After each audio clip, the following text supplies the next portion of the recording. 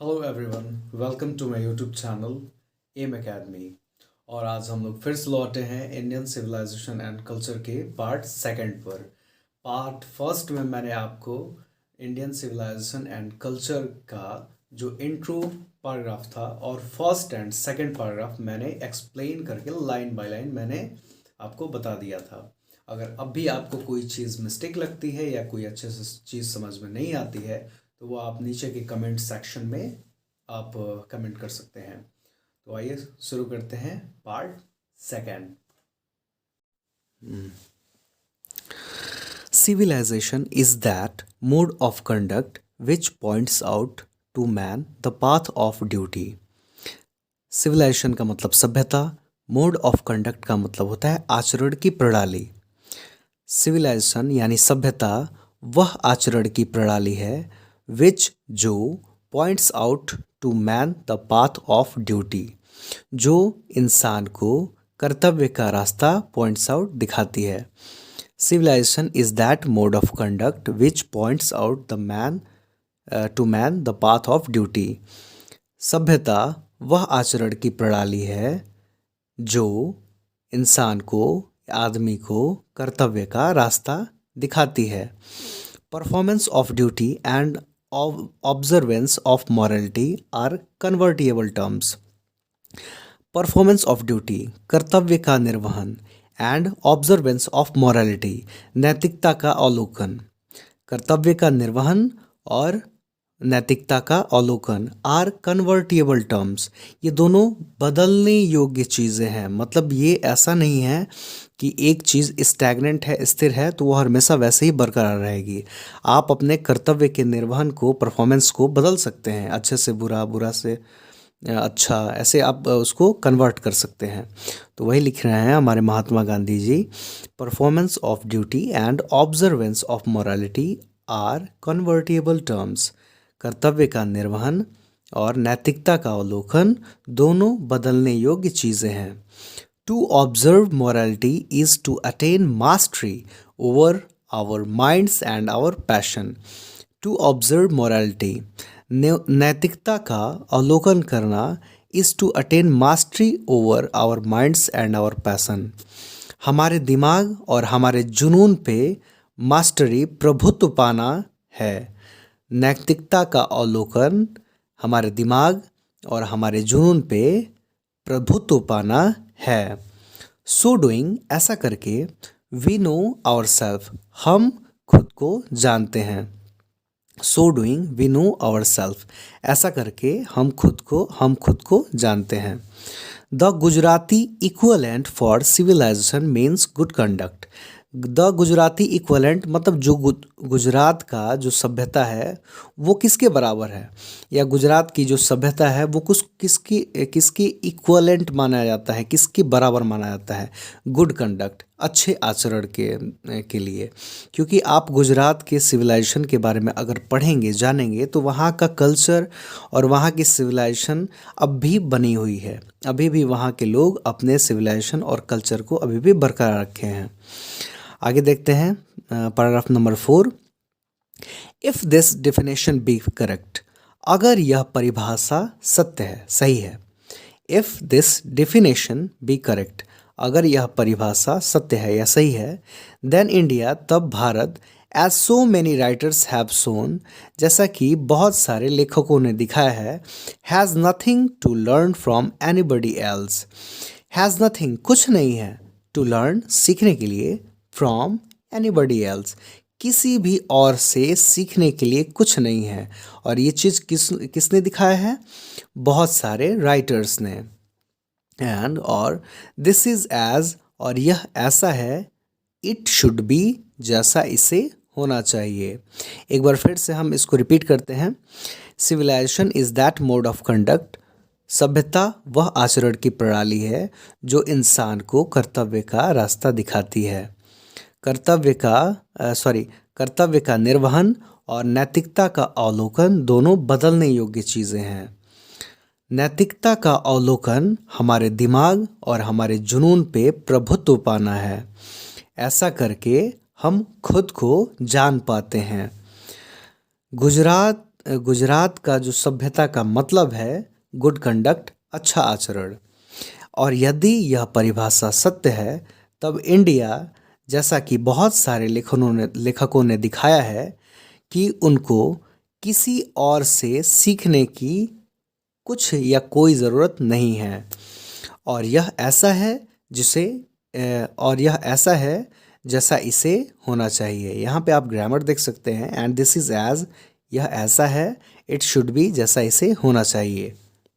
Paragraph number 5 पे आते हैं। वी नोटिस दैट, हम लोगों ने ये देखा है, ध्यान दिया है, कुछ चीज़ को नोटिस करते हैं ना, ध्यान देते हैं। वी नोटिस, हमने ध्यान दिया है, दैट की the mind is a restless bird, the more it gets the more it wants. हम लोगों ने ध्यान दिया है या देखा है कि दिमाग एक बेचैन पंछी है। द मोर इट गेट्स, जितना ही यह पाता है, द मोर इट वांट्स, उतना ही यह चाहत रखता है। कहने का मतलब ये है, हमारे ऑथर का, बापू का कहने का मतलब ये है कि हम लोगों ने इस बात को बहुत संजीदगी से ध्यान दिया है कि हमारा दिमाग जो है वो कभी भी बस में, काबू में जल्दी नहीं रह पाता है। वो एक बेचैन पक्षी की तरह रहता है, वो एक रेस्टलेस बर्ड की तरह रहता है। जितना ही ज़्यादा उसको जो चीज़ मिलती जाएगी उसको वो उतना ही ज़्यादा और चाहने लगता है, और ज़्यादा उसकी चाहत रखने लगता है।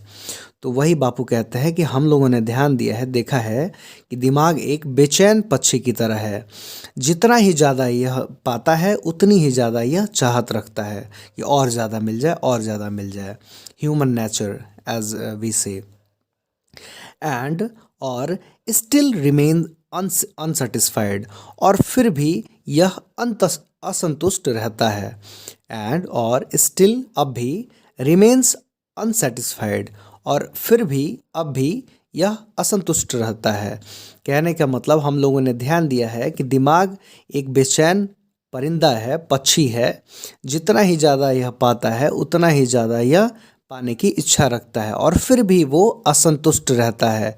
इसके कहने का मतलब ये है कि बापू ये कहना चाहते हैं कि हमारा दिमाग, हमारा मन कभी भी सेटिस्फाइड नहीं हो सकता है, क्योंकि हम मानव हैं, हम इंसान हैं।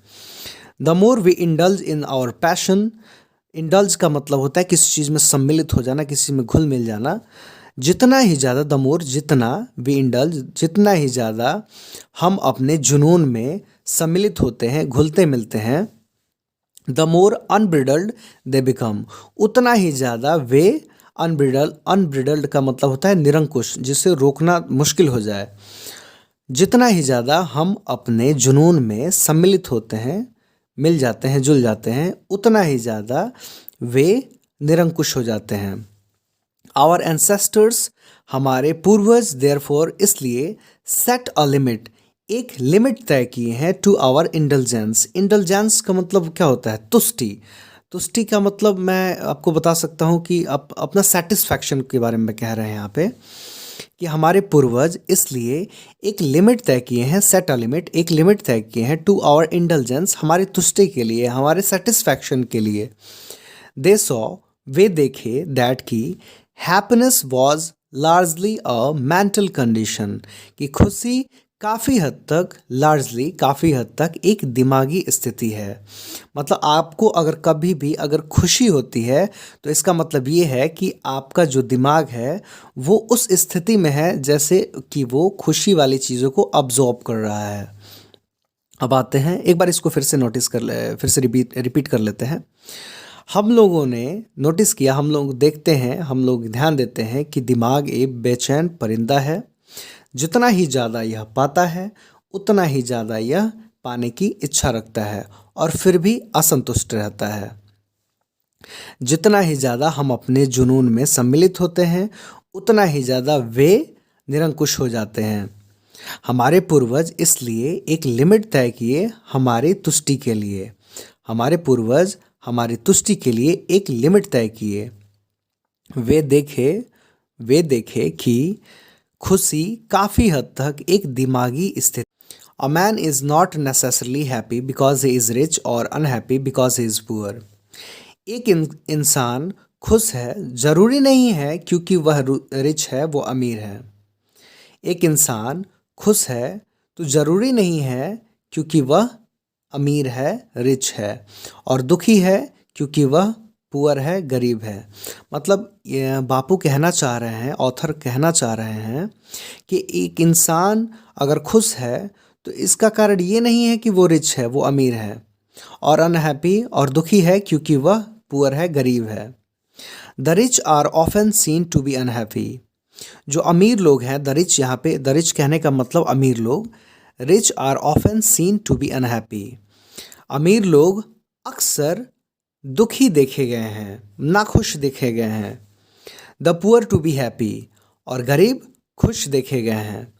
Millions will always remain poor, लाखों लोग हमेशा गरीब रह जाते हैं।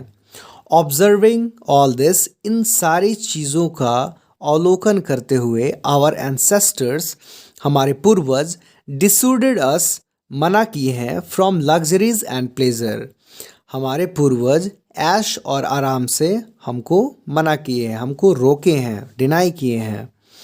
We have managed with the same kind of plow as existed thousands of years ago.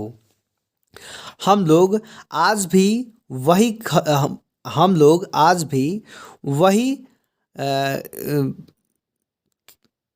अ,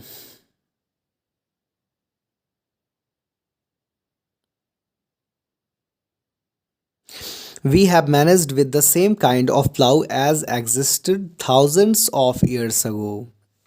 हम लोग उसी तरह की खेतों की जुताई को आज भी हम यूज़ कर रहे हैं, मैनेज कर रहे हैं, जो हजारों साल, थाउजेंड्स ऑफ ईयर्स, हजारों साल पहले हुआ करता था।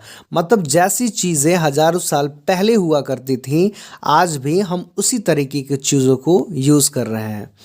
We have retained the same kind of cottages that we had in former times.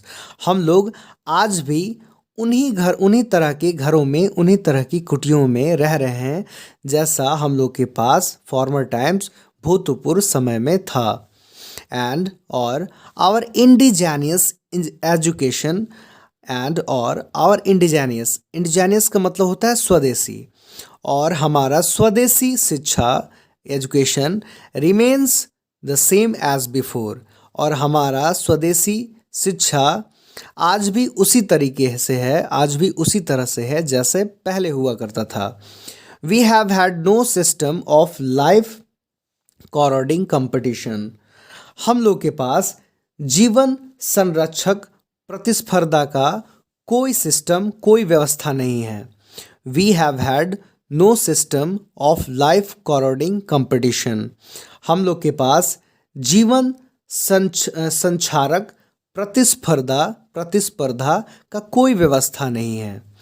Each followed his on occupation, each मतलब प्रत्येक लोग, फॉलोड अनुसरित करते हैं, हिज ऑन ऑक्यूपेशन और ट्रेड, प्रत्येक लोग अपना पेशा या अपना धंधा अनुसरित करते हैं।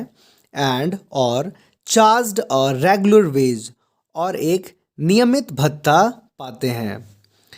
It was not that we did not know how to invent machinery but our forefathers knew that, ऐसा नहीं था कि हम मशीनों का आविष्कार करना नहीं जानते थे, लेकिन हमारे पूर्वज, हमारे फोर फादर्स, पूर्वज, न्यू दैट, उसे जानते थे कि कैसे मशीनों का आविष्कार किया जाता है। If we set our hearts after such things, अगर हम अपने दिलो दिमाग को, if we set our hearts, अगर हम अपने दिमाग को कुछ चीज़ों के बाद निहित कर लें, we would become slaves and lose our moral fibre, हम लोग अब, वी वुड बिकम स्लेव्स, हम गुलाम हो जाएंगे। स्लेव्स का मतलब होता है गुलाम। वी वुड बिकम, हम बन जाएंगे, बिकम मतलब किसी चीज़ में तब्दील हो जाना। वी वुड बिकम स्लेव्स, हम लोग गुलामों में तब्दील हो जाएंगे। एंड लूज, और खो देंगे, आवर मोरल फाइबर, अपनी नैतिकता। दे देयरफॉर, वे लोग, इसलिए, वे लोग मतलब कौन, हमारे एंसेस्टर्स, हमारे फोर फादर्स। दे देयरफॉर, वे लोग इसलिए, after due deliberation decided that we should only do what we could with our hands and feet, वे लोग इसलिए कुछ काफ़ी सारी विवेचनाओं के बाद ये निर्णय लिए कि हम लोग शुड ओनली डू, हम लोग को सिर्फ वही चीज़ें करना चाहिए what we could with our hands and feet, जो हमारे हाथ और पैर के बस में हो।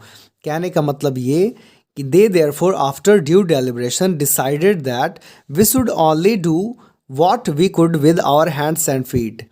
वे लोग इसलिए काफ़ी विवेचनाओं के बाद, काफ़ी बातचीत के बाद ये तय किए, ये निर्णय लिए कि हमें सिर्फ उन्हीं चीज़ों को करना चाहिए जो हमारे बस का हो, जो हमारे बस में ना हो उसे नहीं करना चाहिए।